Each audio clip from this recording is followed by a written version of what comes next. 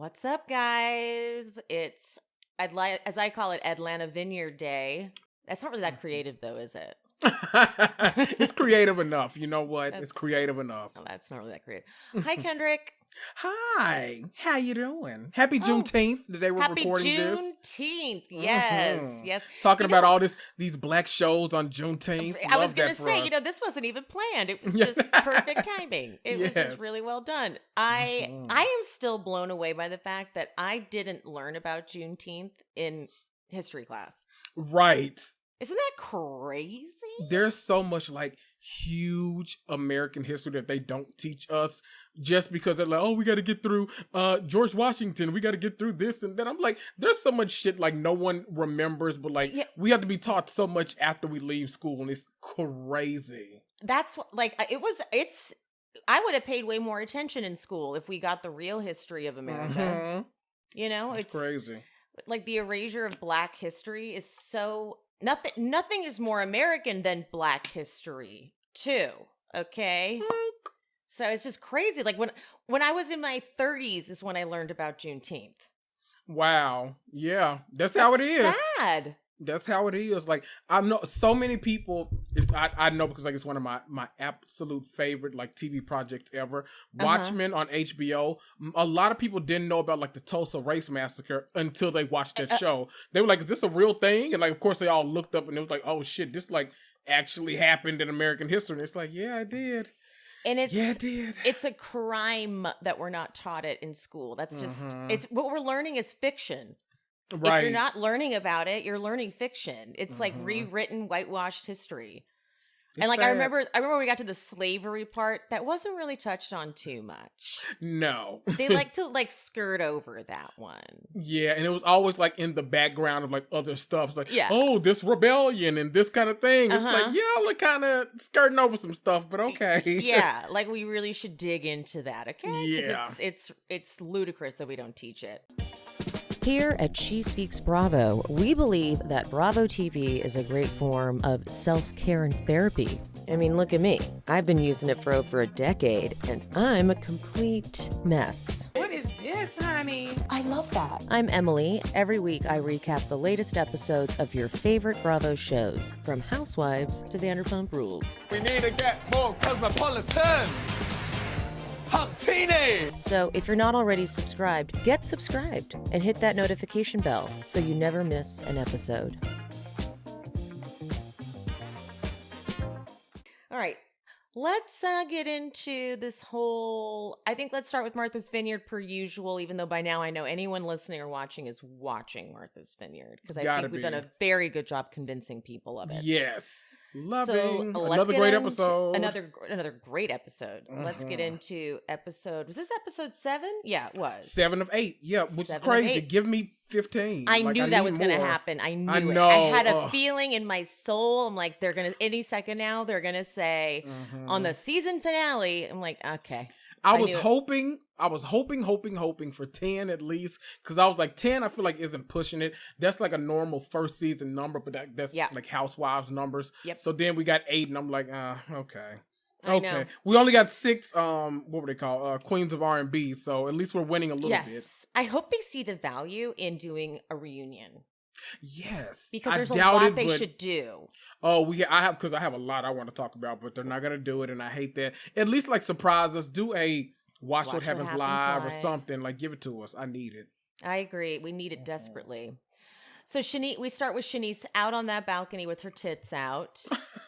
I saw a side of Shanice where I was like, ooh, she's troubled. It stopped being like annoying to me and started being more like, wee bit concerning. Yeah, just because the way she was giggling about how she loves having her tits out. She's like, well, I just want to have fun. I'm just here to have fun. I'm on vacation. I was like, I don't think you even believe yourself anymore. Yeah. Because I have no problem with like people that always like want to have a good time. Like, great, we're on vacation. Let's have a good time.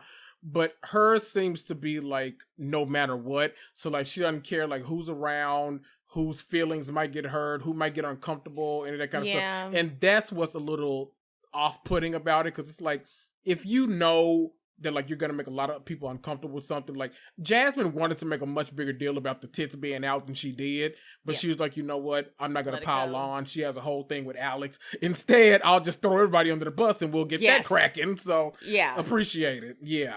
Yeah, no, it seemed like she was sort of, this is a role that she's very clearly put on to cover up for her issues or something. I really loved and appreciated Simon going to the dinner but taking food up to Bria. Yes. He's way better of a boyfriend than she needs. Honestly, though. Than she deserves. I'm sorry. Than she deserves. Yeah, Kendrick had texted me that he's like, I'm feeling Simon. And then I started watching, like, I am too. We were like all about like Simon not coming. We're like, no, stay your ass in Germany. Do not come over here and interrupt this good time. But I'm like, you know what? He's got like some of the best time. Yes, he's got like some of the best vibes in the house. And he's down for everything. I love that. Love it. He's here to have fun. I was like, all right, never mind. You're a star. Exactly. Never mind. This is what Shanice thinks she's doing. This is what Shanice thinks she's doing. He's really down to have a good time, but you don't like. That's a great point. That's a great point. But then Simon tells Bria what happened, like what Shanice did, and she's like, "That's karma for those people who didn't care when it happened to me." God. No, it's not. All roads always lead back to Bria. That is such a reach. Jesus. When she said that, I was like, no, it's not. Shut up. What are you even saying? God. So annoying to me that she said that. She's like, well, that's what they get. Like, so annoying. They did not owe you anything. Okay? Right. They didn't owe you stopping your friend who you were just naked with from getting naked in the hot tub. Like, that's just not their place. Like, that would look so bizarre on one of them for one of them to be like, oh, I think you should put your clothes back on, Shanice. This is going to make Bria uncomfortable. That would have been so odd to have come out of someone else's mouth. Right? Right? Like, what are you talking about? Like, it would have been, you know what?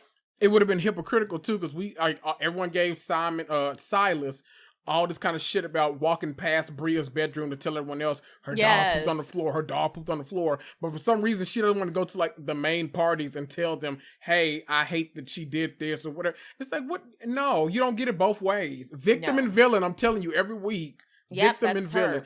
Is her. She's lucky that she has Silas, like being a bigger presence of evil on this show, because I hate that like Silas has like tricked me for so long, because I was like, you know what? No, they're just a married couple. They're learning each other. They're trying to do this. And now I'm like, Jasmine, fucking run. Get out of there. Run. Ugh.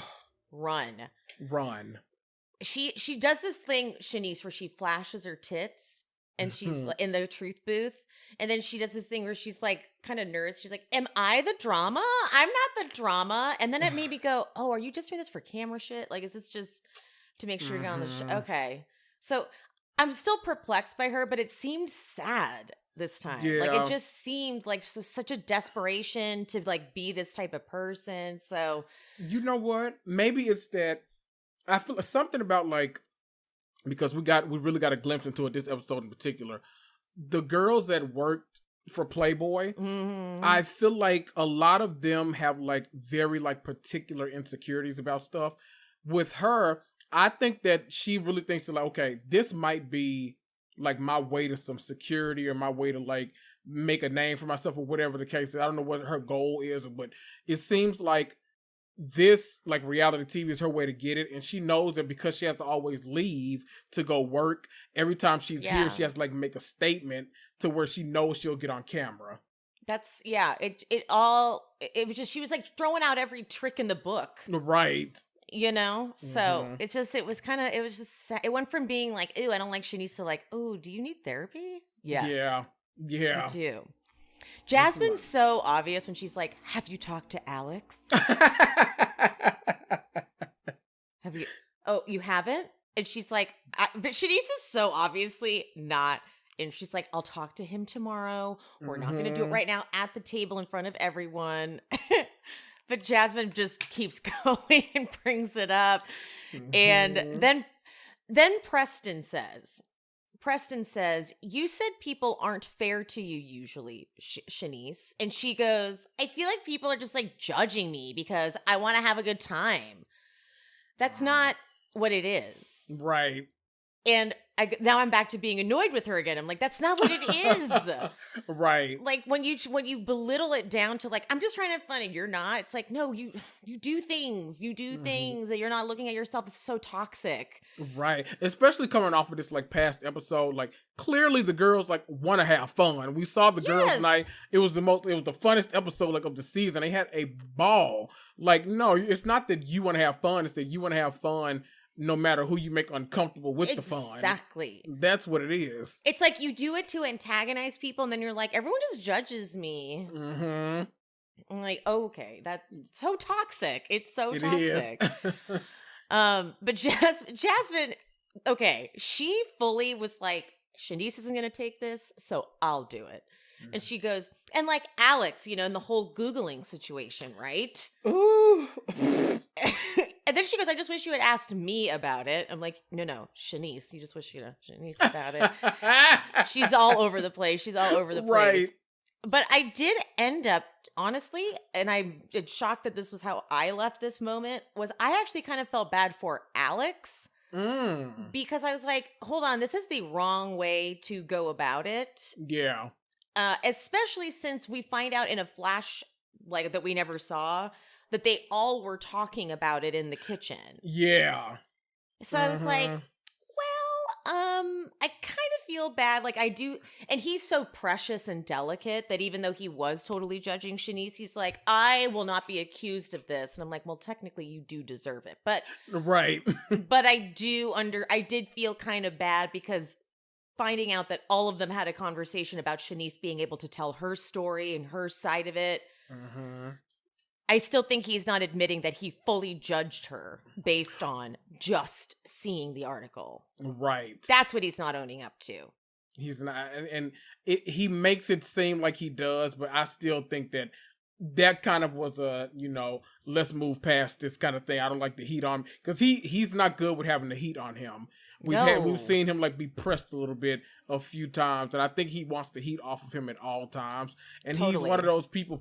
This probably goes on in his regular life all the time, because he seems like the person that will make a joke that like he knows might be inappropriate too, but he's gonna go ahead and do it anyway because he might get a laugh out of someone. And it's like, yes, he does do that. Yeah, you gotta learn how to hone it in. And he doesn't have good delivery. His delivery has such a tone to it that I'm like, oh, it's not funny when you say it like that. Right. Ugh. But they kind of keep, I get it. Like he's trying to actually, no, I'm taking it back. I don't feel bad for him because had he just said, look, I did read that article and I did judge you without talking to you and that wasn't cool. Instead, he's like, why am I the only one? I wasn't the only one who saw it. It's like, you are, just admit you did. But I think he's too precious. He's too like delicate. So like he can't go there. He can't do that. The best thing to do would have been to like him to say, you know what, you're absolutely right. I was given this article. I read it. I had a preconceived notion about you that I wasn't able to let go of, all this kind of stuff. But then he should have been like, but everyone at this table is acting like they didn't Google anybody. Like he should have then thrown it back on other people. He didn't do it. He did it too fast. That's it. Yeah. He did it in the wrong order. You gotta see when you watch reality TV, you can tell the people that are good at getting the heat off of them. Yes. Like Kenya Moore, like historically, she's really good at getting the heat off of her. Yeah. She'll be like, well, yeah, I said this, and then she'll point to something like 3 times worse that you did one time. But remember, it's like, right? It's like, oh yeah, she did do that, motherfucker. Oh yeah, it's like okay, yeah, totally.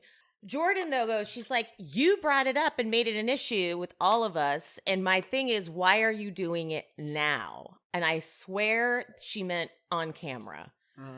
I swear that's what she meant. Jordan is drunk already. And she will continue to be even like, I feel bad, but like when she had her meltdown, I laughed a couple times because she was so slurry and drunk that I was like, girl. And I've been there, but girl. Right. I don't know if she just like holds a lot in, but yeah. I feel like for me, like this, like I'm glad they had this moment because that was a lot for everyone. And I feel like we'll get to that part though. But I feel like her reaction, she holds stuff in so much that every time she has a reaction, it's a huge reaction. So every time I see it, like the average viewer, I'm just like, whoa, what is all this coming from? So and it's like, are we missing a bunch of shit? Because right. it felt really out of nowhere. And it's clearly coming from like a deep place where she has been through a lot with men. Right. Because we've talked about, like, it seems to always, like, go back to Playboy. You know, you told me to watch that documentary. I need to, because apparently Playboy is just, like, real bad. Yeah, I need to, like, watch the documentary, because... Yeah, because I'm like, something has happened. Mm-hmm. Shut up! That is so stupid! So I just moved, right? And I didn't want to figure out dinner. And so I have all the pastas and breads from Wild Grain from the box that they sent me. And I just ate the sourdough loaf, half of it.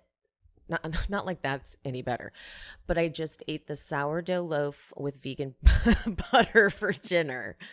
The bread is so good. I made the croissants, the free croissants that come in the box when you use my code. They were the best croissants I've ever had. And I even ate one of them cold because I just didn't have the patience to warm it up. And it was still good. Like the best croissant I've ever had. And I've been to Paris once.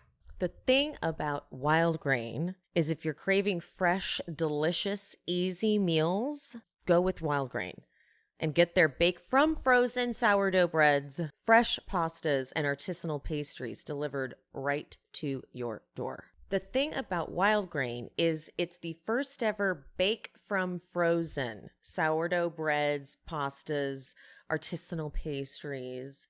And the reason why the bake from frozen thing is big, I don't think about thawing things out. When I want it, I want it. So I just pull it out of the freezer and I put it in the oven, and then I have an amazing loaf of bread. And if I had the energy and the pots available because I've just moved and those things are still en route, I would have also made the pasta to go with it and had maybe a more balanced meal. I still stand by bread and butter as dinner.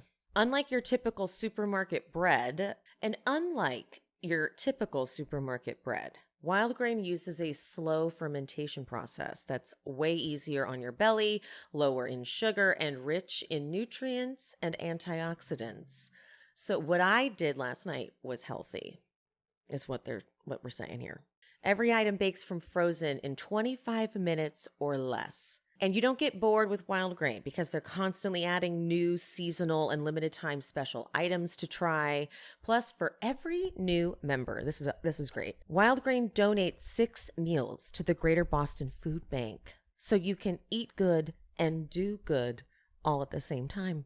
All you have to do is sign up at wildgrain.com/shespeaks and choose which type of box you want to receive and how often. It's super easy to reschedule, to skip, or cancel. Plus, for a limited time, you can get $30 off your first box, plus free croissants. Those croissants I was talking about, you'll get those when you go to wildgrain.com/shespeaks to start your subscription. You heard me. Free croissants in every box. And $30 off your first box when you go to wildgrain.com/shespeaks. That's wildgrain.com/shespeaks, or you can use promo code SheSpeaks at checkout.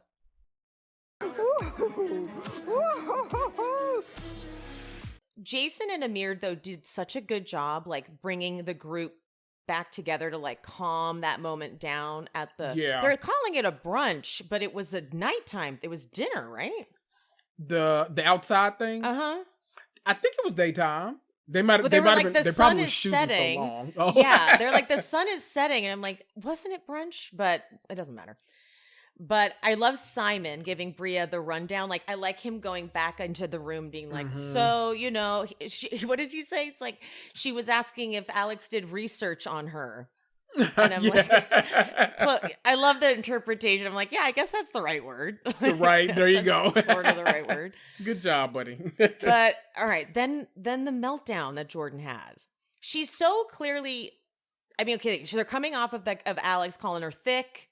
Yeah. And that really pissed her off. And then Alex then throwing Amir under the bus and being like, well, how do you feel about Amir calling you and basically saying you're off limits to everyone else? I get why maybe that is bad, but I don't really understand why it's that bad that the men in the house find you attractive. There's something to it. There's something because like Alex makes a joke, poorly delivered joke. Okay. Yeah. Very poorly delivered joke. He's like, I heard you and Preston are sleeping in the same bed. That doesn't really line up with your celibacy. And I was like, I can't tell if you're kidding because you have really bad delivery and timing. Right. So. But then Jordan's like so drunk that when she's already like asleep on Preston's chest, but she says, she's like, you know what, Alex? And I've just like so been the girl that's had like a drunk meltdown where I'm like, no, I am justified right now. And like no one fully knows what I'm upset about. She's like, I don't come for your veganism or your soberism. No.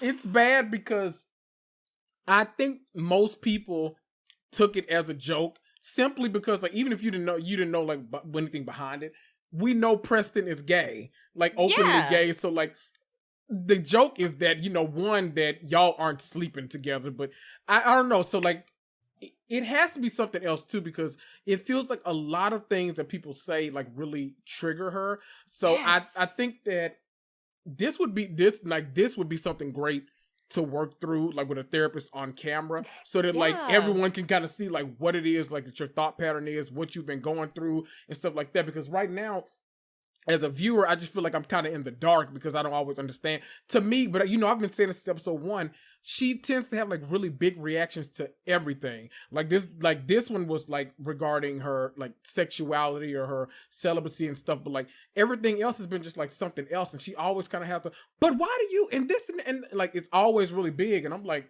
where did that come? Like I'm always like, where did it come from? Much in right. I feel like she thinks that like the world is against her. Yeah, and that's like it's like I feel like I walk around with a chip on my shoulder because I feel like everyone is out to get me sometimes, and so I feel like I don't know if she genuinely like considers these people her friends or what the case is, but it always feels something. It felt like Amir really wanted to say a lot more because he kind of ate that and just like was like, you know what? He did. Mm-hmm. That was the right move though. Yeah, absolutely. That was like, goddamn, well done, Amir. He knew. He's like, this is because he comes in so confused in the middle of it, and he's like, I like the way he's like looking at her and looking at Alex, looking at her and looking at Alex. Like he's like, what did I miss? Like what did I fucking miss? And Jordan's like, I didn't play about celibacy for a year. I went through a lot. It's like, okay. And then she goes, and even though I've posed nude, I was never actually a sexual being. And I don't appreciate that you've done this to me 1,000,000 times.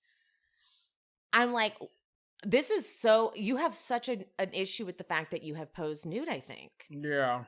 Like she's got a lot of, like, I don't know what it's opened up for her or what it's like, because it doesn't seem, at least to me, like the men in the house just look at her as Jordan, the one who did Playboy. Right. They're trying to get to know her. They're talking to her like you would if you're interested in someone. Mm-hmm. And that's not bad, but she is, I don't know what's happened, but something's gone down where like male attention really triggers her. Yeah, it's gonna have to be something that she actually like stops and works through, because I don't know if she'll be able to have like a normal relationship with a man, whether it's platonic, sexual, like whatever the case is. It'll be hard to have one if you have, because it kind of seems like she has like negative thoughts around sex too. Yes. And so I don't, there might be what led to the celibacy. I don't know, but it just seems like, obviously I'm not a therapist by any means or anything like that. I'm just like, what they show us is all I have to work with. So it might be a situation where we've missed a lot just because of editing. Editing, so I don't, Alex could have said like 1,000,000 things and like making all these jokes, being an asshole and stuff like that. Then it's like, okay, I see it. I get it. Call his ass out. Fuck him. But it's like, we've seen like so little of the stuff that she references, and every time she has like one of these big reactions, that it's like, I want to be on your side, but like, what? Give me more. Like, what are we talking about here? I don't know. It's And one of those. Alex- It's the curse of reality TV because you have to edit everything down so much of all this content that we really don't know if we're ever getting the full picture. And Alex he has made like sexual jokes Mm-hmm. before, so maybe he's just doing that constantly, and maybe she's just creeped out by him. Right. But when she's like, no one cares about who I am, I'm like, ooh, that resonated. I have a Mhm. feeling that like she feels like she's only ever been viewed as pretty and nothing else. Mm-hmm. But that's definitely a projection. Yeah. Because Amir has made it pretty clear that he wants to get to know her. To me, Amir has not come across like he's pushing it. He's been pretty clear with what he's They had a whole like doing. conversation about it, I thought. Yeah. Mm.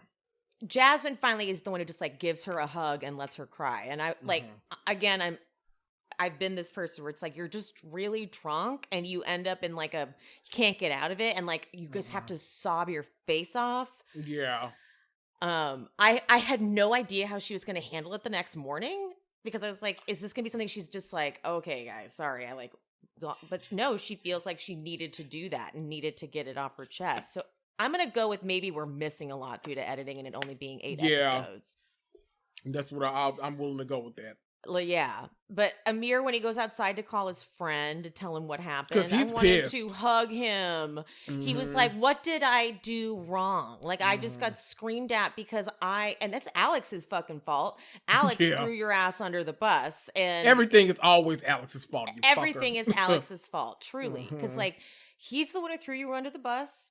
And he's the one who made it seem like something kind of slimy that you did. Right. And so Amir, but he doesn't even like when Alex tries to talk to him later, he's like, it's all good. We're just not even going to talk about it. He's just like noted, which is almost more scary than if they got in a fight, because he's just like, I know what you're about now. Right, exactly.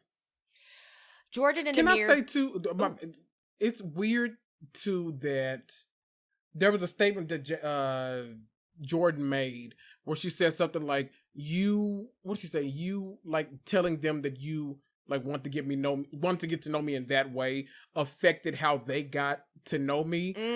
And I almost like I get that, but like I almost want to say too, like, okay, like one dude is married, the other one has a girlfriend, a secret girlfriend, but still a girlfriend, something like that. So I almost feel like if they're getting to know you in a different way, it's because they're creeps and they're not supposed to be, because they should be able to like get to know you in a platonic manner since they have significant others. And I think did Alex have someone or was supposed to like try to get some? I don't know. Maybe he was coming here to like hook up with somebody. I don't know. But it feels like Amir and Alex were the only two that were like actually available. Preston's gay. The other two are taken. Jason maybe, but he came late, so he was never part of the conversation and stuff like that. So I don't know. It feels like she was blaming stuff on them that really all shouldn't have been on them, because these men should be grown enough to say like, I can be your friend. I have a significant. I'm not trying to get to know you in that way. But I don't know. Again, maybe we haven't seen something. I don't know. Yeah. But when Jordan and Amir talk, like after Silas helps him out and they talk in the kitchen, when Amir says to her, I promise that all I want to do is protect you. I was like, and I'm pregnant. I'm like, Jordan. I mean, we know now that they're not together because we've seen his Instagram. But I'm like, this man is he's being so respectful. He hasn't made a move on her. Like, so no one can like you? I have a whole thing, and I don't, because I want to talk to him on the podcast. Okay. I want to, so I'm like trying to avoid like saying like certain stuff I want to say, because he kind of he gave me the ick a little bit. You're a Love Island watcher now. He gave me the ick a little bit in this episode, because the whole like, it was wild to me that like he didn't know where like soul food came from. And like it was a thing where like now like everyone in the house is like teaching another black person about certain like, I don't know. I know he wasn't raised in like a black household, but it's almost like I don't know. It feels sometimes like he came here to learn about blackness in a way, and that it almost feels like he's in like someone who hasn't had any experience with it in the past, and so I don't know. It's when certain things, when he's talking about like they're like telling him about slavery and like all this different stuff, and I don't know, I was just sitting on my couch and I thought it was just me, but then like there's some people I know, watch it live too. They text me too, and they was like, he didn't know like about so and so. I was like, I know, I want the only one that thought that was kind of weird, so I don't know. I know. I'd be I interested have to see say, I did clock that as odd. Yeah. Okay. I appreciated though that we got an opportunity for Jasmine to do another like history lesson, because I love when she does those. Those are like my favorite things ever. Mm-hmm. But I clocked that. I was like, wow, you don't even know where soul food comes from, right? Like, and you so haven't made any attempt at all to like learn about your own history, and so I get that. But there may be Black people out there who totally relate. Yeah, and they're it might actually no, like we didn't get that education, and it might have been something like planned ahead of time. Maybe they wanted to like give the importance to the audience watching. So I'm like always kind of like, you know what? Let me stop. Let me try to think this through and stuff like that. It icked me a little bit, but I'm like, I won't keep the ick too long. It's okay. Yeah. The next morning though is when the stain on Silas's pants happened. God. And there was the way he talked to Jasmine was wrong. The way he was looking at her too, like staring at her, it was like, uh-oh. That's like, really, that looked like the way a man who's going to hit a woman would do something. I'm like, I don't like the way you're looking at her or talking to her, sir. Mm-hmm. It was bizarre. Too much. And bringing it up the next day, like, are you kidding? You're still on this shit? Like, it's a lot, Silas. Bringing it up to, like, we're going to talk about it. Like, it was like, I've been holding on to this and we're going to talk about it. Right. It was really dark and was a little scary. Mm-hmm. I don't like it at all. I don't like it. Rough. Rough scene. This whole episode for them was really rough. Bad. And I know they're just like, oof, they're newlyweds, but if this is the way it goes, man, oh man, I don't know. Yeah, they are a bad pairing. I'll say it. They only really worked because they were alone. Yeah. And Jasmine probably, it was almost like a COVID panic relationship. Right. You know? Mm-hmm. And so it doesn't really make any sense outside of like that panic move. I feel like she probably too, because I think she's what? Low 30s, maybe? Yeah. I feel like sometimes people start to kind of say, like, you know what? Yep. That used to be a big red flag for me. It's okay. I'm at an age now where it's okay. So you start to like lower some stuff, and I don't know. It feels like that's it, because you want the ring, you want to start your family and this kind of stuff, and sometimes it's like, oh, this is the guy I got to do it with, unfortunately. Yeah. It is just that men and women both. It's just like sometimes when people get to a certain age, they're willing to settle for a lot less. And boy, is he starting to seem like somebody you settle for. Yeah, right. Ugh. And no. Yeah. How about Nick's girlfriend is coming all the way from Africa? Right? What? She, quote unquote, might make it in time for this. But I'm like, whoa, let her stay there. Like, why are you making this woman come all the way across the world for this damn party where two people are about to be fighting? Like, get out of here. For this like thing that Alex and his brother are hosting with music. Still not really 100% sure what they're doing. I was very unclear what they were talking about. I'm like, what event are you guys? Okay, whatever. But please don't make your girlfriend come from Africa. Right. Okay.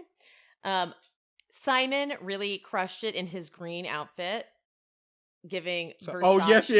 Mm-hmm. And like the sweater that he throws over it. And then they're like, yeah, Simon. He's like throwing up gang signs. Like, yeah. Like just fully committed and doesn't feel uncomfortable at all. Right. He seems totally like he's good to go. Like he's like, I belong here. Yes. I still want to deep dive into the whole Simon, Shanice, Bria of it all. Like the whole met on OnlyFans, followed both of them. Like I'm fascinated in that history of it. Wait, they met on OnlyFans?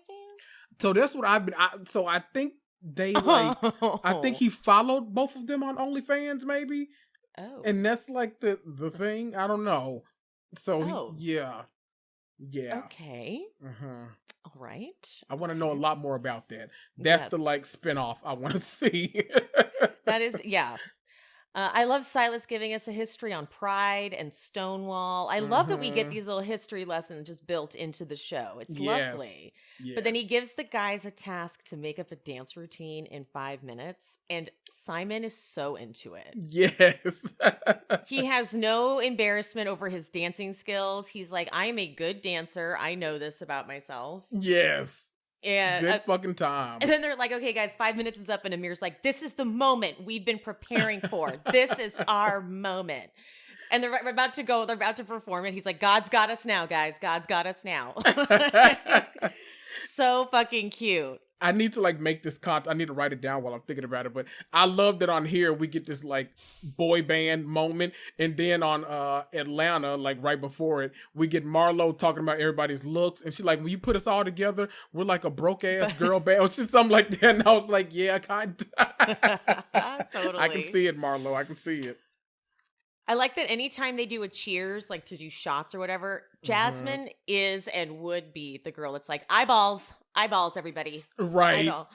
See, that's one of my friend does that too. It drives me nuts. I'm like, okay, like people take, cheers is supposed to be fun, but now we turn it into like this thing where we're like, look at each other in the eyes. Right. I'm like, 7 I'm years good. bad sex. 7 years bad sex. It's like, okay, calm whoever down. did that is stupid. Right. But Calm so down. Silas and Jasmine, they get in bed, and Silas literally says, "Can we circle back on what happened today?" Like, what? No, we can't. At all. No. I like when Jasmine says, "Your mentality is such a turnoff." That was a good line. Okay. But okay. but the way he responds, he's like, "You fucked up my pants, and the effort you went to fix it was nothing, and my mentality turns you off." Motherfucker, have you never like seen an iron work before? It happens. Are you kidding me? You use the iron that someone else has used, and you like fucking ironing your stuff. A stain might get on it. It happens. Calm the fuck down. This is not her only task in life. It's not Right. like she's a complete failure, and that's how you're treating it, and that's why it's gross. But then the next morning, Jasmine like isn't responding to him, and then at one point she walks over and asks if he's done with his food.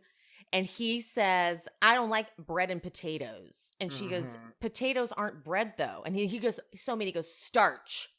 I don't like starch." Mm-mm. The way he was looking at her really fucking freaked me out. I'm like, do not, this is unacceptable. He was like intimidating her. Yeah.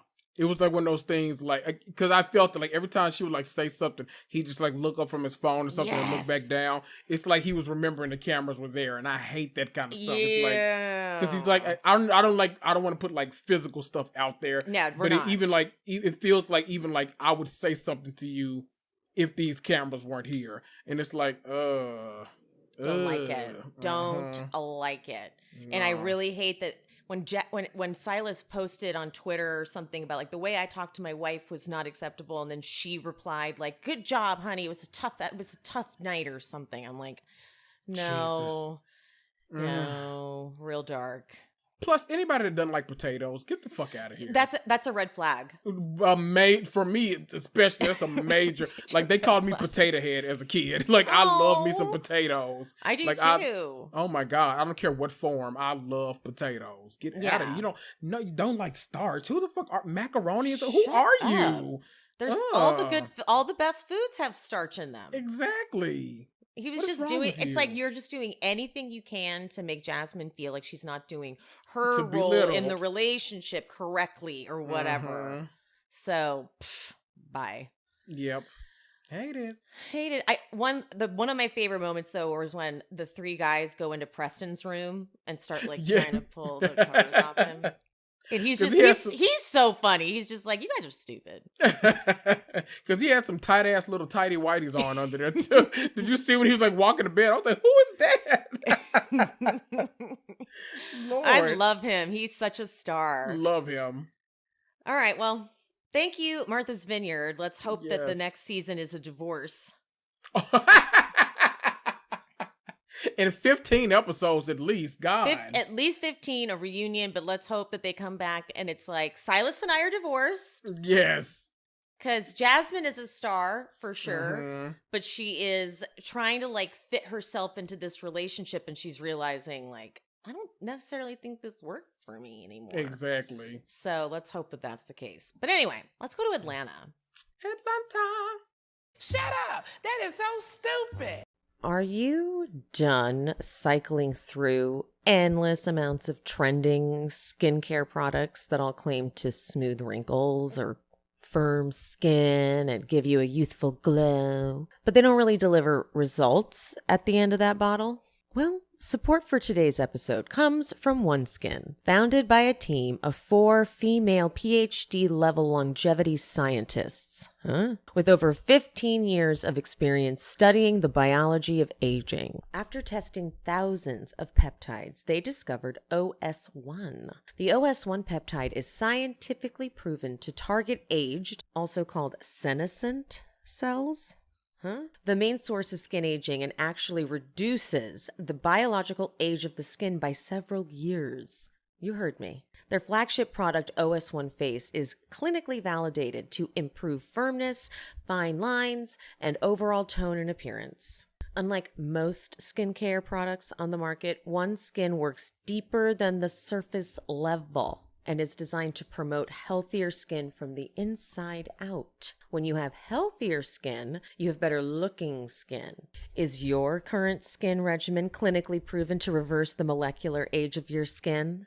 If not, give OneSkin a try and see the difference. For a limited time, our listeners get 15% off OneSkin with our code SheSpeaks at oneskin.co. I have completely swapped out my eye cream for this stuff. I was I won't say the brand, but I was dedicated to them for many years. I started using OneSkin on just one eye to see if I could tell the difference, and I did. So, OneSkin for life. So, how does it work? They are targeting the main source of skin aging, which is the buildup of old cells, also called senescent cells. This impairs the collagen production and leads to wrinkles and loss of firmness.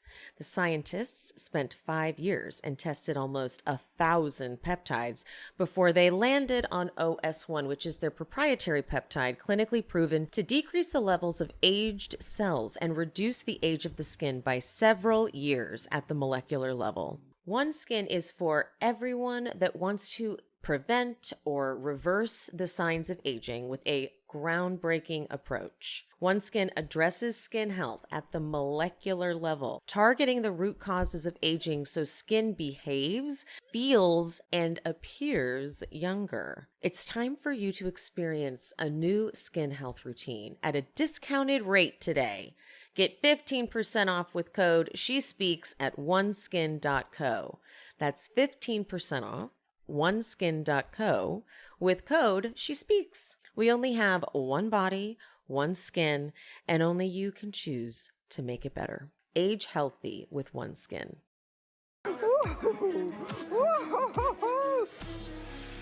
Now, what are your overall thoughts? Did you enjoy this episode tremendously? I did. I liked it because it was I like well-rounded episodes. Yeah. Like, I don't need, depending on what I'm watching, I don't need chaos from start to finish. But I think the party started early enough to where we got a lot of good, Gucci brunch party. But I thought the stuff that we actually saw in this episode, like the personal stories, I thought all of that was actually good TV too. Like, Kenya going and because it's one thing where the whole scene where Sheree was talking about, am I pregnant? They kind of tease. It's like, girl, okay. But seeing Kenya actually having to grapple with, this man is horrible. I'm divorcing him, but I have embryos with him. Do I want to I want more children. They're legally mine. Should I move forward with this, or should I wait to see with another husband? That's interesting to see. I like that kind of story. Seeing the beginning, the foreshadowing of Drew and Ralph's marriage breakdown, that was a lot. Seeing the juxtaposition between Marlo and Courtney, and then seeing Sonya and Kandi talking in restaurants, and then going into the big brunch. I thought it was all good build up for the ending of the episode. So I thought it was a great well-rounded episode. It felt like a good reality TV episode. I liked it. Yeah. I don't think we're going to be able to keep the cast the same for next, like, it's like, I don't think Marlo or like, I don't think they can keep doing this thing where they like hate each other. Yeah. Because Marlo is not seeing what she's done. Like, she's really doubling down on her stance. And I get Kandi just being done with it. Yeah. Like, I'm not giving any more effort to it. But then also I understand because Kenya last season, they didn't show it, but Marlo came for Brooklyn. And that I don't blame her for like just being done with Marlo from that point forward. And Marlo does a really great job of making herself feel like the victim or look like the victim. And so the audience that sees it that way, and I get it because they make it look like it's easy to say like Drew and Kenya are totally just kind of following Drew more so. Yeah. Kenya has reasons to really be done with Marlo. Kenya has 10 years worth of reasons to be done with Marlo. So I get like you, even if you need more, just think about her saying your own mother doesn't love you and all this kind of stuff. So they've been at it for a long time. And it's never like it got better once and then Marlo immediately flipped the switch again once Portia was gone. So yeah, it's a lot. You know what? I think they do need a wild card like Portia on this show where you don't know what side like because I don't think she currently fools with Marlo. Her and Sheree were a blast on Watch What Happens Live together. I think because she hates Marlo, I think her and Kenya would actually get along this time. And I think that because I've always said about the whole like Simon and Portia like not showing like the wedding and all that kind of stuff. I think that Kenya really wouldn't have a leg to stand on, so I think she would end up being friends with Portia because remember, she was let go the next season because she didn't want to show her wedding on the show too. So it was a lot of that kind of, so it'd be like hypocritical if Kenya didn't want to, you know, fool with Portia for that. But I think in that regard, I think it would give us like the buddiness because I think Drew gets along obviously with Kenya and Portia, but I want Drew to have like a bestie because like Kandi and Kenya are the besties on here. Drew needs someone, and then like that little trio is like on their stuff. So it's like Drew's not by herself, but like I think they need a seventh housewife to like buddy up with her, and Portia love each other. So Portia I'm just needs always to pushing. Come back. I know I'm always pushing Portia to come back, but if it happens, you've done a really good job pleading that case. Thank you. That was Hopefully a good pitch. someone hears it. That was a good pitch. Yeah, I'm sure she wants so much money. I know. Honestly, I think she would probably negotiate a hell of a bag for herself too, because I mean everyone wants Portia back. Like everyone they love does. Portia. Especially this season, you keep hearing it. Everybody's saying it.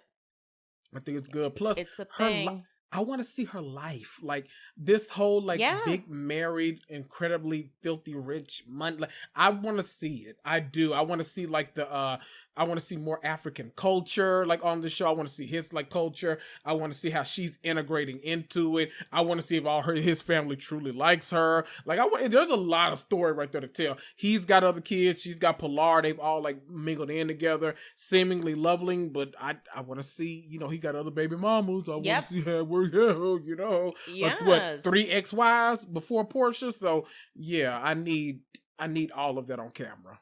Yeah, all of that. I'm gonna switch over to the Marlo Courtney dinner and like the Sonia Kandi meetup, like kind of side by side scenes, whatever, you know what they do, how they do that. Yeah, I really cannot stand Marlo being like, "Thank you so much, Courtney. None of the other girls have done what you're doing." The Bria of it all. I'm like, how entitled are you? Right. Like, but like, why does someone like have to teach you how to Google how to like be able to carry a gun in Georgia? Like, why does like someone have to like do all? It's not like she's Johnny Cochran. Like she literally is someone who, I know a lawyer, maybe he can help you. Like, no, why would anyone have a reason to do that either? Because it's not like you're friends with any of these leaders. They all hate you. I just thought that it's like, once again, victimizing yourself and making it seem like they don't do enough for you. I'm like, what are they supposed to do? Stupid. Especially around Kandi, especially Marlo is just I'm I telling don't know ya. what it is. Like Kandi can't. Everything nice she does, I will never let it go that Marlo would not accept those clothes from Kandi because for a charity. Because oh no, Right. my girls need all new things and this and that, and I'm like, girl, shut the fuck up. Like, are you kidding me? A charity being picky about what they get now? Really? Yeah. And it was Wow. just to make Kandi feel bad. It's like, she's like, I mean, I would be giving this and that. And then Kandi, just your hand-me-downs. They don't want hand-me-downs. It's like, well, I would have assumed they wanted whatever clothes they could get too. So it's not like Kandi did something bad. Kandi is completely charitable. And it's just gross that Marlo constantly wants to try to discredit her. It's weird. It's over the way she treats her. It's like she's not like Marlo's. The narrative is like she may be nice to other people, but to me, she's not. I'm like, that's not true. Right. She's given you. She tried to build a show around you, but you were so difficult. They had to just stop. And you won't admit it. And it's like, it's slanderous is what it is. It's crazy. It's crazy. And the fact that like Marlo has this thing where she would, I don't know if it's just between like her and Kandi or like what it is, but she has this thing where I genuinely think she thinks that she has like her own way of thinking about like high society. And so like, I think she tries to like make all of these like etiquette rules that like literally no one else on the planet follows. So it's like, what kind of person would donate clothes like this and that? And like, you know, you're supposed to, because you know, it always follows with like, you should do this and you should do that. And it's like, Emily Post didn't say that shit. Like, what are you talking about? These are just Marlo's rules. Exactly. And you invent them on the spot when it's convenient for you. And I feel like she targets Kandi because Kandi has the most money in the group. Yep. And so she's like, well, that's my way of like putting down someone who's actually should be of the upper echelon. That's how I'll do this. And it's like, Marlo, cut it out. Cut it out. So with Sonya and this whole thing, I get Sonya's argument here with Kandi. It's like she feels like Kandi is essentially like demanding that she not be friends with Marlo because of the issue Kandi has with her. But I liked that Kandi got to clarify it's when you downplay the stuff that she's done. That's the part I have an issue with. Because we've had plenty of people just ride the fence of both, but you are kind of going out of your way. Like Sonya fully co-signs. She fully understands, I'm putting that in quotes, Marlo being mad about this incident. She gets that it's hurt from Marlo. And I'm like, no. You're not seeing that what she's done is try to connect Kandi and OLG to the shooting of her nephew and saying that Kandi didn't do what she should have done for the death of a family member. Like those are really big, dark things to say. Like if you wanted Kandi to pay for the funeral, girl, just say that. Just say that. And then when Courtney asks Marlo, why haven't you said anything sooner? Marlo says, I haven't seen her for 2 years. Where the fuck have you been? We watched you see her. Exactly. I'm like, it was so absurd that I'm like, am I forgetting something? Like, we were on all of last season. I'm pretty sure you guys even might have gone to like an event for Kandi opening a restaurant. I can't remember. There's so many damn things that happened. But what are you talking about when you say that? You haven't seen her since when? And this all happened like during COVID. You were a friend of on the show then. Like, what do you mean you haven't seen her? I don't get it. Just admit that for some fucked up reason, you were triggered by the fact that Drew, because when Drew brought up the incident at OLG, Kandi did give her a look. Like, what are you fucking doing? Because also I think Drew, it's like, Drew, we've already discussed that. You are coming in late to the game. Where have you been? We've already gone over this. And it's like Marlo saw that and was like, I have a reason I can be connected to this and be mad at this. It's like, you're reaching just to try, like she sees one little tiny flaw. Kandi has control control over her own self. Yes. That Marlo doesn't. Marlo loses it so much and she has all these moments that she should be embarrassed by, except she's not. No. She doubles down and she's like, I was totally justified. And always. Kandi, when Kandi loses her shit, which has already happened this season, she will admit, she's like, I totally lost my cool. I overreacted. Marlo, it's always like, well, I had no choice type of thing. Right. Exactly. Every time she both, and you know what, I love me some Kenya, but Kenya is the same way. I think that's why her and Marlo genuinely don't get along, because Kenya for the longest time, and probably still does, she would never like accept that she was wrong in a situation either. It was always like, but you did this, you did this, you did this, and so every action was like justifiable in her mind, and it's like, oh, and you can't like reason with some people. This is such a reach. It's like, this is from you haven't seen. Oh, it drives me crazy. But when Kandi breaks down and explains, she's like, I'm not the sentimental friend. You know, I lost my brother at 15. She's crying. She's like, I'm the friend that comes in with the opportunities. I'm the motivational friend. And that really is something that all people should kind of get. Don't go to someone who doesn't give you that thing. Like, we all have friends that have different capabilities, you know, and like not every friend or person in your life is going to give you what you look for. Like, I never, ever go to my dad to show off an accomplishment with the podcast because he doesn't understand any of it. Right. And I always get disappointed in his response. So instead of just being disappointed, I just don't even bother. Like, he won't get it. Like, my sister tried to show him a piece of merch and my dad was like, just confused. Right. Exactly. So I'm same way. I have to go to other like podcast friends and like tell them stuff. Yes, because they're like, I don't. Like, my dad calls us a broadcast. He's still, like, he doesn't get it. So like, I just won't do that. So like with Kandi, she's like, I'm not going to be that friend that calls you, is crying, and it's like, do you need anything? Are you okay?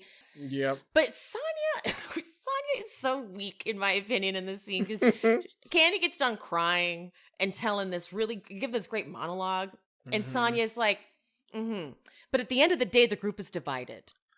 I'm like, well, that's not her issue now. Right. She, believe it or not, Kandi has not told Drew or Kenya to do anything. It's your perception of it, where Candy's like, listen, guys, when I leave, you leave. That's not what's happening. Let me tap in with our weekly Speak On It. So I watched Speak On It this week, and Kandi talked about both, you know, the ending brunch and this scene, and she talked about how like in real life and on the show, she's like, I'm fucking sick of Sonya. And I was like, oh, and she's like, I'm getting so sick of her because she basically like, the way Kandi put it, she doesn't want to admit that she's on that side of things, but she wants to ride the fence the entire time. And her real issue, which I kind of loved, it's so messy of me, but her real issue was that Sonya last week was on Carlos King's podcast, and he asked her, he was like, how would you make your dream cast on the show?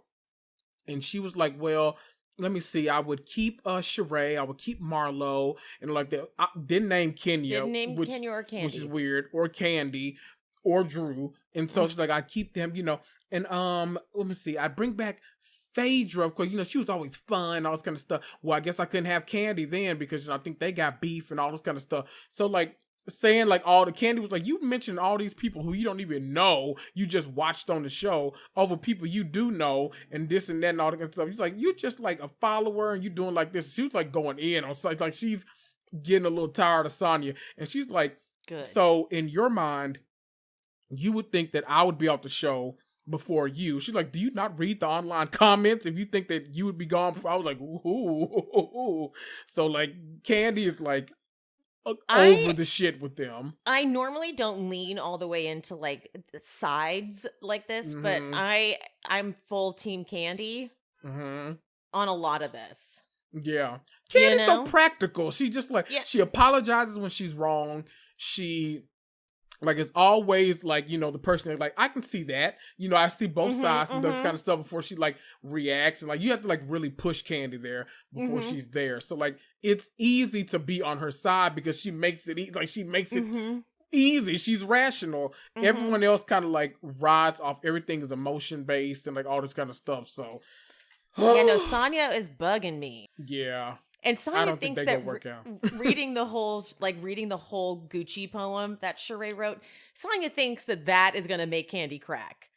But all Right. Candy's doing the Kandi whole won't- time is like, "Are you done?" She's like, bitch, I read it. I just told you I read it. I Like, why are read you it. reading it out loud? And I don't know and if you she noticed. keeps laughing too. She's like, "No, okay, I'm gonna She's just cra- keep right. reading."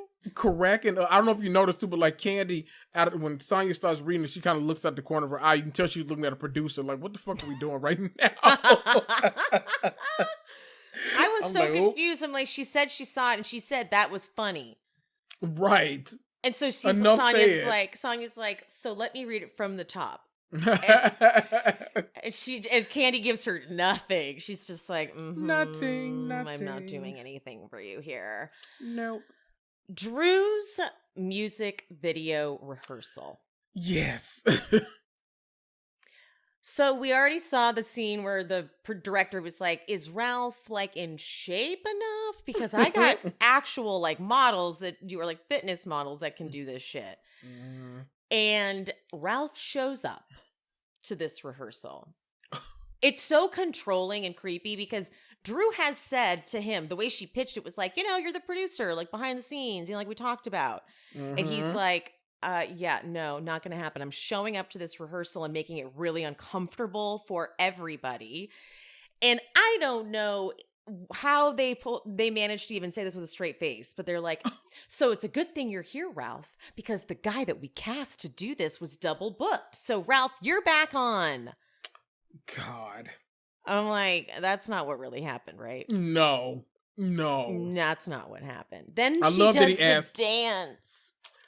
I'm okay. I'm glad it wasn't just me that was kind of. Oh my God, I wanted to cringing. vomit. I know. Get Ralph the fuck off this show and get all of this it's off. him. It's not her. She's great, but like you can Right. tell he doesn't actually like connect to anyone because he's such a sick narcissist. And so like it was. And when she goes, chemistry we are not lacking in. I'm like, You sure, boo? beg to differ. That man asked if Ralph was in shape enough. He should have asked if he was in love enough to do this fucking shit. Like, ugh. It was so creepy. I'm like, make it stop, make it stop, make it stop, make Immediately. it stop. And they had to like break them up. They're like, okay, guys. I'm like, no, God. Right. Oh, no. Oh, I can't stand it. It was Get him out of here. Get him out of here. The brunch. Okay. Sonya, she says she wants to be better friends with Kenya. That's the way she presents it to Kenya. And Kenya says... Wait, can we talk about outfits first? Oh, let's get to outfits. You're right. What am I saying? Let's do I love an outfit outfits. moment. Who was your favorite? That's a tough call. I got to go Marlo. Marlo definitely, I think, ate the girls up. Mm-hmm. I think her, like, I'll say, the whole look standing up, I think Marlo was the best. Shades and everything ate it up. I think sitting down, it was Sheree. I love the black, like, the Gucci moment, like sitting down. Standing up, Marlo was right, because Marlo judging the looks was cracking me the fuck up. Yeah. But like she said, like she's getting ready to present her case, like Yes. something. I was like, yeah, those pants. If she would like more like the matching bottom to those, Yes. and like fitted, and I was Yes. like, that would have eaten those girls up. But I don't know where those pants came from. But just blazer up, fantastic. Blazer up, fantastic. Yes. Kenya looked Yes. amazing too. I just don't know if it was actually. Yeah, she claims it was her outfit was Gucci, just her bag was Chanel. That's what she said. But I'm like, I don't know. I don't have a way of proving that. Right, exactly. I don't know. I thought Sonya looked great too, but I agree with Marlo said. It was literally like, oh God, let me stop by Gucci and give me something real quick and just like get it in. It was you know what? If Sheree had like that outfit, like the pants, like so like because Sonya had like the kind of like suit as well, but if she had like the pants that fit like that, Yeah. it would have been over. Yeah. Loved Sheree's look. Yeah, agreed. Drew the handyman. Drew the handyman, and also like kind of Kandi too, a little bit. Yeah, both more casual, but all look great though. All look great though, exactly. Yeah. Like it was fun. I like that they all had to be in Gucci. Why don't I remember what Courtney was wearing at all? Red? I feel like I remember some red. Let me look. There are pictures everywhere. Okay, so Sonya starts off by saying that she wants to be better. What was she wearing? Oh, sorry. No, Marlo just like commented on my on my memes. But What she was did just she laughing say? at them. She was just laughing at the memes. She doesn't follow me though. That's so weird. I didn't tag anybody in though. I just posted them and hurry up and ran so I can record. Ooh, look So I at don't know you how that coming up came on about. people's discover, or someone sent it to her. Oh, okay. Y'all better get me discovered, bitch. I know Yeah, that's right. that's because that I think that's how I got a couple like housewives to follow me because I think someone sent it like you'll like this. Right. Go y'all. But so Sonya's like, Kenya, I want to be cool with you, and I forgot about Sonya's Watch What Happens live appearance where she was asked about the booty, Yeah. and I'm like, this is your issue, Kenya? Like everyone talks about your fucking butt. Right. And it's like And when you go on Watch What Happens Live, that's what they do. They ask you a shady question that gets you in potential trouble. How is Sonya supposed to know if your butt is real? Right. I'm very much team Sonya on that one. I feel like you can't break the fourth wall, obviously, but that would have been a great moment to be like, look, you know that like us group of girls, we always throw a little shade when we get in our interview and stuff like that. I don't think I said anything wrong because I don't feel like she did either. And like as far as shade goes, all of y'all have cut each other much deeper than whether or not somebody has a fake butt. Like, I mean, they've thought it for years, Kenya. That was nothing. That was like nothing. Sonya's issue was that she doesn't feel like you actually like her as a person. And your thing was like, well, you said my booty was fake. Yeah. It's like, what? Weak. Very weak. Yeah. Very, very weak. And then Kenya goes, I'll just have to see how you move and if you're worthy of that trust.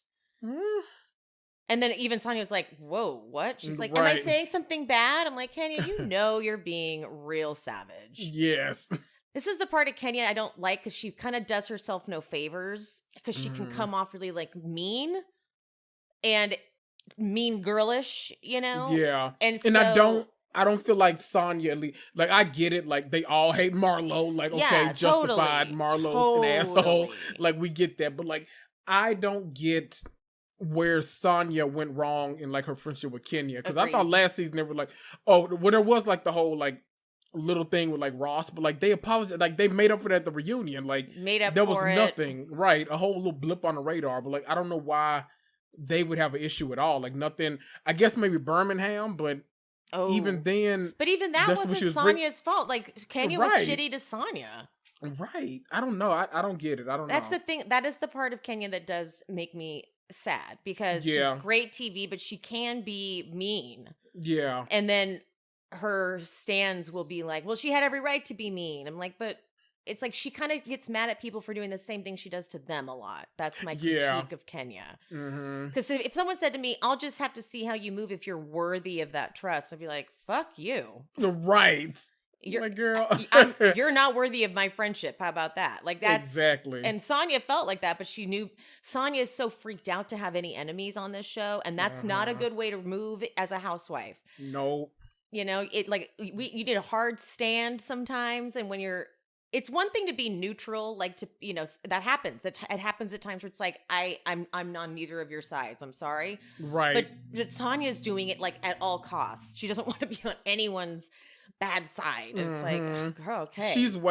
She's too early in her housewives career. Yeah, like thinking about what people think about her, and because there have been housewives that like could have been amazing housewives, but just like they're too worried about what the hell the audience is thinking, and you can always tell. There are some you can tell when someone comes in, they're just like their authentic, like unlikable selves, which makes us like them because it's like you don't know that you're unlikable, do you? That's kind of like that's what the appeal is sometimes.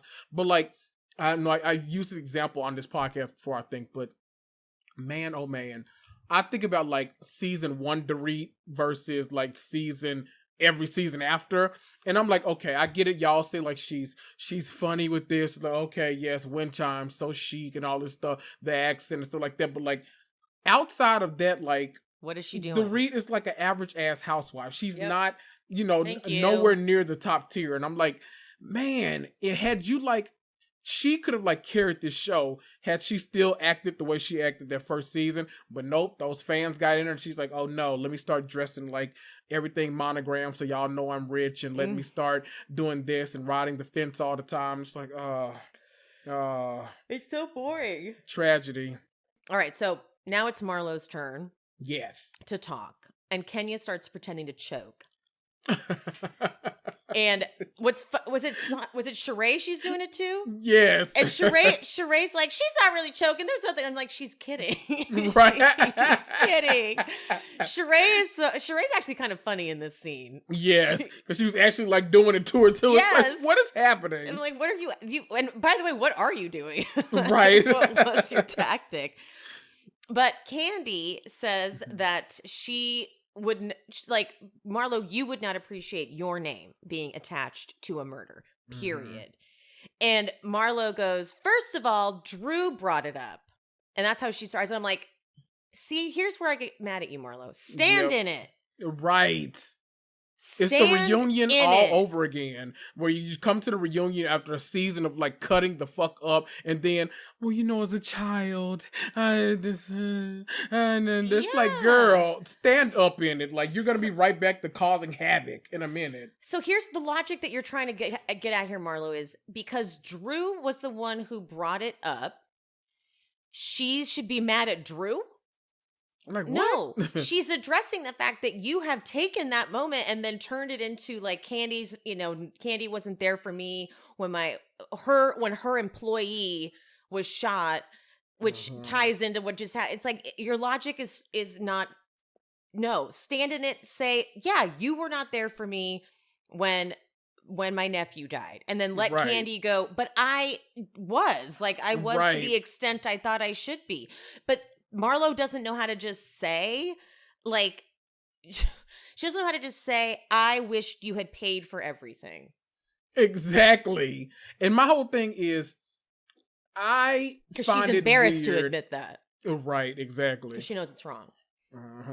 I find it weird that Marlo is wanting more from Kandi. This might be a weird statement, but I think she's wanting more from Kandi than I think that friendship is worth. Exactly.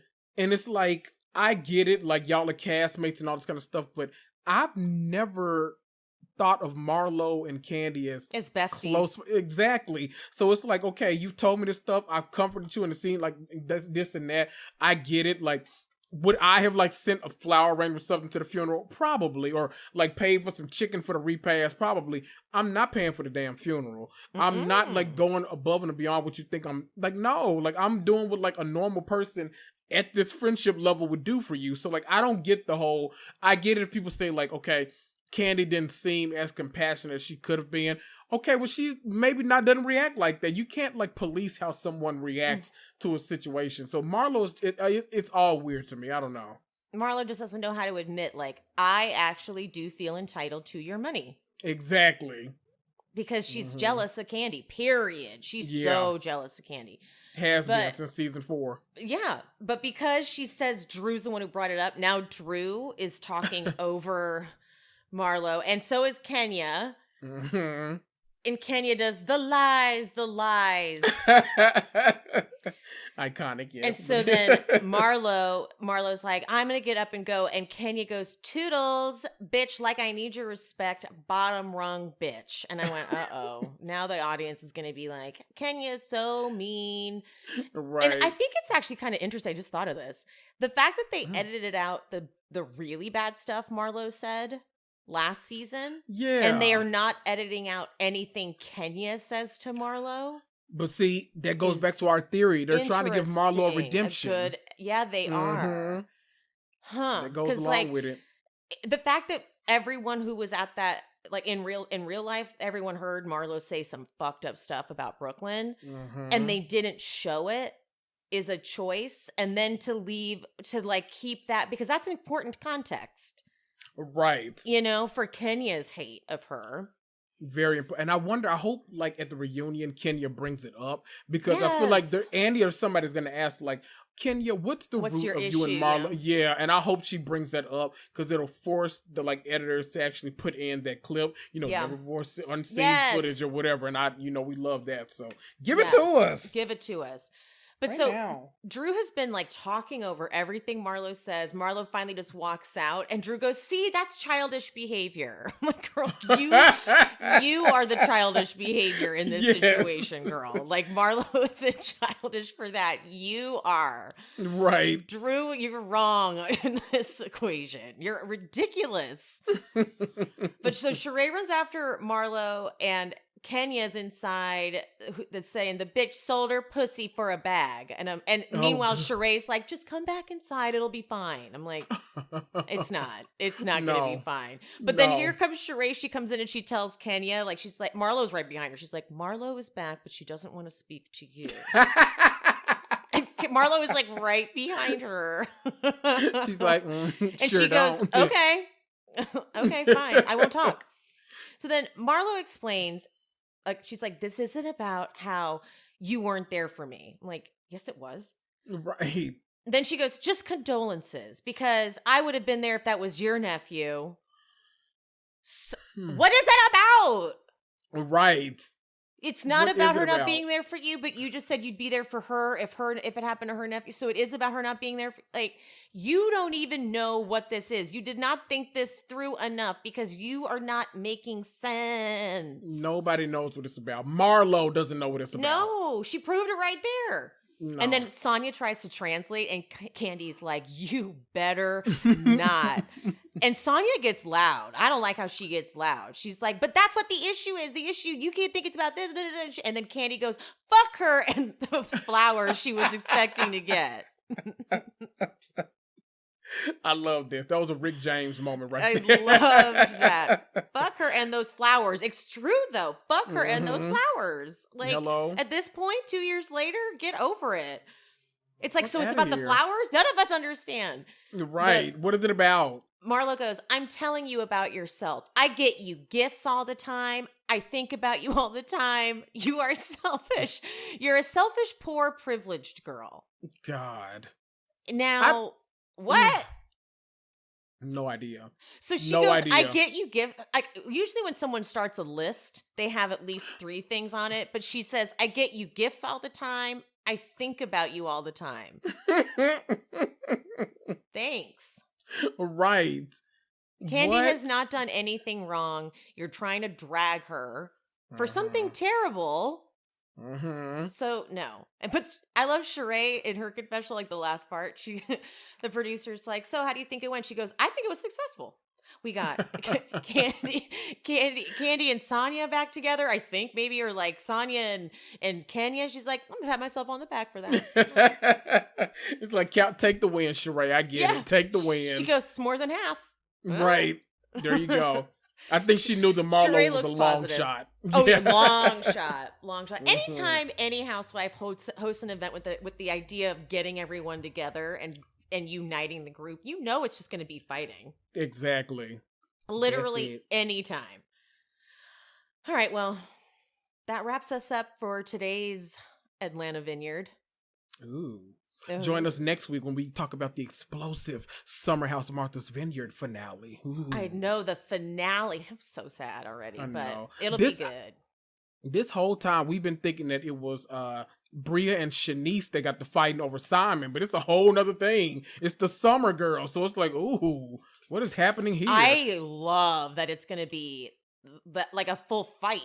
Yeah, right. That's so bad. It's a whole thing. I'm sorry. I shouldn't like that, but like I told you, Summer did not like Bria from this. You did. You called it. She said that when she comes in. She's like, of course she did. Like, she had a tone. She knows. So she knows. She knows. So here we go. All right, guys. As always, follow Kendrick on Instagram at RealityComics2, TOO. And also check out his podcast, Reality and Comics 2, everywhere you get my podcast. And love you. Mean it. We'll see you next time. Bye. Bye. I hope you guys enjoyed the show. If you did, would you mind leaving me a 5-star rating and review on whatever platform you are listening? If you're watching on YouTube, don't forget there's the super thanks option down at the bottom, the little button with the $ and the heart. And also I'm on buymeacoffee.com/SheSpeaksBravo if you want to buy me a little coffee or 2 or 5. And my Patreon, that is where I'm covering all of the classic Bravo jams. If you want to follow me over there and subscribe, link is in the description. And follow me on Instagram and TikTok at She Speaks Bravo. And whoever the guest was for today, all their information is always in the episode description. So if you want to follow them and check them out, check there for the info. And any of the sponsor codes that I mentioned in this episode will also be in the description. I love you guys. Thank you so much. I appreciate you. And I'll see you next time. Bye.